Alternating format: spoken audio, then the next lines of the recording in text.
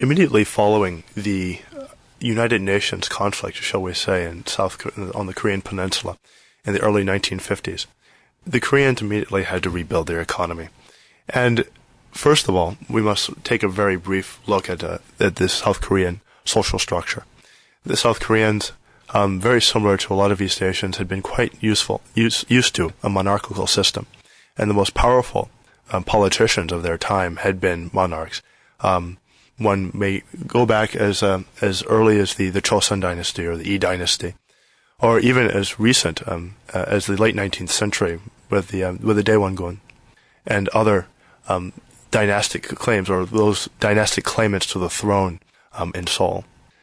The Koreans needed to reconstruct both a government and plus a stable economy after centuries of having been ravaged by Yuan China, by Ming China, by the Japanese, and even by infiltrations from foreign powers, including the Russians, the English, and the United States of America. The Koreans were ready to actually seek some level of sovereignty. Unfortunately, what had happened after their liberation from Japan, the Allied forces had to make a decision as to what sort of form the Korean government must take. Kim Il-sung and a group of socialist dissidents had already claimed that the movement towards the left, the precedent that had been set by Maoist China, should be followed by South Korea,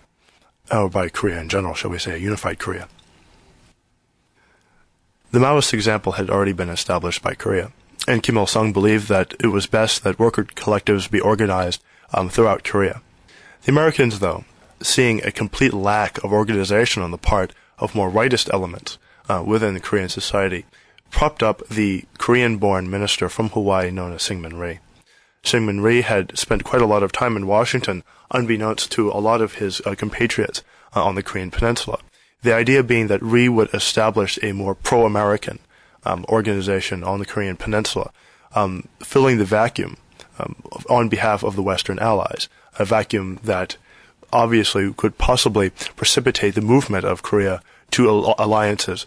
with then extreme leftist China, or socialist China, shall we say. What precipitated the movement especially was the organization of Russian troops along the Yalu River immediately after the surrender of Japan. The Russians sought to reclaim some of the allegiances they had made with the Daewongun and with his counselors, especially in the late 19th century. The claimants had sheltered a lot of the dynastic claimants to the Korean throne within Russian embassies, within Russian legations, and some of them had even been educated in Moscow. The Russians saw it, therefore, as their sphere of influence to move into Korea, and the Americans, of course, believed that that land which was liberated from Japan, in which they had had prior claims to some extent, could obviously should fall within a pro-American sphere, and this led to the precipitation of the Korean conflict and the demarcation of a North and a South Korea. The desire to unify the peninsula, on the other hand, especially on the part of Kim Il-sung and his compatriots, caused the actual invasion in 1951 of the southern portion of the peninsula. Kim Il-sung, realizing that the United Nations forces would probably overwhelm his much smaller force, sought to find aid in Maoist China, and the resulting conflict led to a Chinese-American conflict for all intents and purposes along the Korean peninsula, wherein the Americans lost 30,000 men and the Chinese lost 3 million. Immediately following the war, which, as many conflicts along the Korean peninsula had left it, the Korean peninsula was devastated. Seoul was essentially rubble, inasmuch as Tokyo had been rubble in 1945. The Koreans therefore had to find a means of generating an economy that could produce capacity, could bring a lot of unemployed back into the fold of mainstream economics and reduce the proliferation of black markets, especially within the urban centers, Daegu, Gwangju, Busan, Ulsan, and Seoul, then move them back into the mainstream economy and reduce crime. There had always been a system of cronyism. There had always been a system of shall we say, flatterers or sycophants before the Korean throne, and that system found itself resurrected in terms of cronyism, the sort of cronyist capitalism that has become the trademark of South Korea. These certain families, or certain established families who held large tracts of land and held much capital, or had their capital preserved by the UN forces, that is, the UN forces recognized their claims to certain amounts of equity following the withdrawal of the United Nations occupying forces and the establishment of the demilitarized zone. These families, for the most part, were the embryos of today's chaebols, or the Korean equivalent of the zaibatsu. They found that the Korean government, although purportedly representative, and that was the aim of the United Nations, upon leaving the Korean Peninsula, the South Korean government would essentially be one elected by the people, but nevertheless, you cannot take that which is Korean out of the Koreans. There would still be, even at the Blue House, the same sort of sycophantic relationships between those propertied counselors to the government in Seoul. The chaebols were therefore formed first as bodies of capital,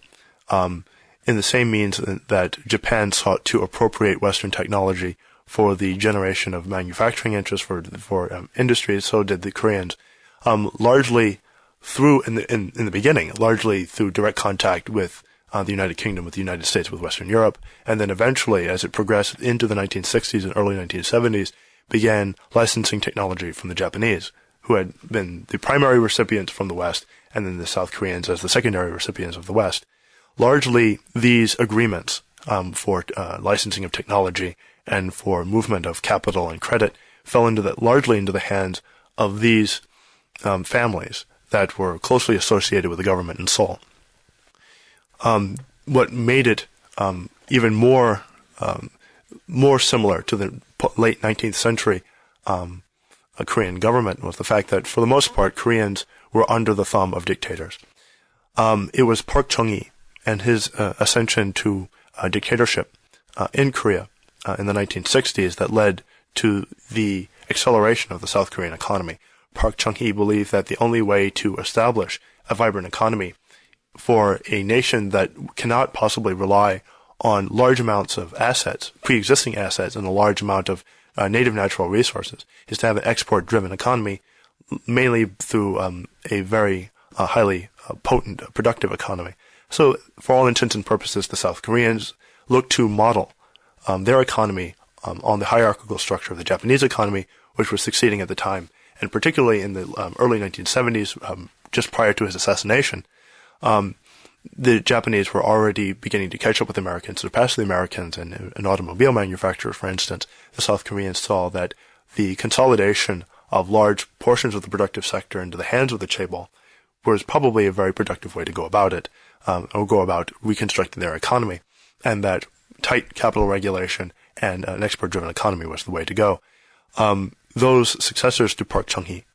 and even the first democratically elected president of South Korea, Roh Tae-woo, followed the exact same policies, and the policies were not disrupted until the government of Kim Young-sam, and especially the intervention on the part of the United States Department of Treasury with the purported equity crisis that was cited by the chaebols during the administration of Kim. The belief was that the chaebols had become world-class. They had now attained the same level of competition, or the same ability to compete with the Americans and the Western Europeans as had the Japanese, regardless of their very much smaller capacity in terms of churning out products and churning out return on investment that the Japanese corporations had. Nevertheless, the Koreans believed that they were ready to play in the big leagues in terms of high-volume manufacturing, realizing that they could not expand without equity, without assets. They needed massive amounts of credit, and the fact that all the credit in Korea couldn't supply Daewoo, Lucky Gold Star, Hyundai, and Samsung with enough capital to cause these expansions, and along with pressure on the part of the United States Department of Treasury, opened Korean capital markets. This was the beginning of the disaster in South Korea. Essentially, the flow of short-term credit, the inability for these chaebols who are essentially used to operating in a protectionist environment, and therefore somewhat inefficiently. There were portions of their monopolies that weren't as efficient as they would like to be in order to be truly world-class, fell through the holes. And essentially they were not able to meet the profit targets that they needed in order to keep their interest rates on their short-term credit low. This precipitated the Korean crisis, the credit crunch. Rather than immediately slapping capital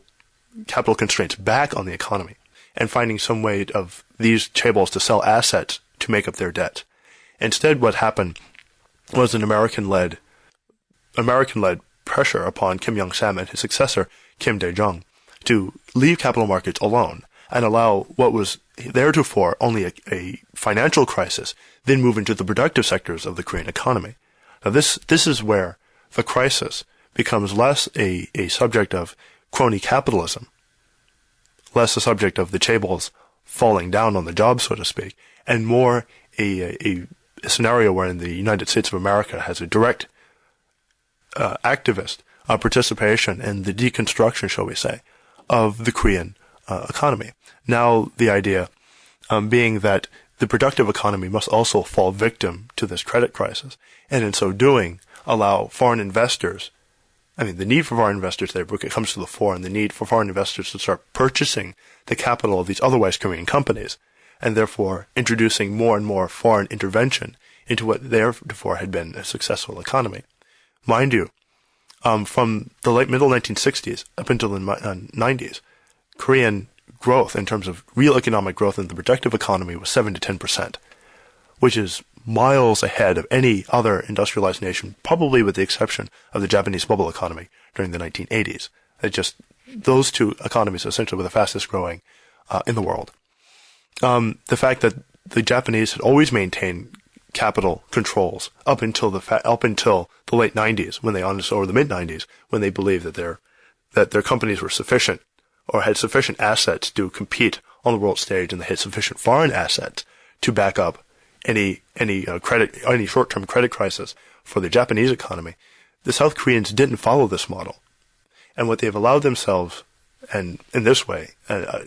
already having lost their political sovereignty to occupied forces, the Chinese in the north and the Americans in the south, having already lost their political sovereignty, are now in a situation where they're losing their economic sovereignty. Now, those corporations which are responsible for their high-growth, export-led economy are being controlled by foreigners. And this is what has led to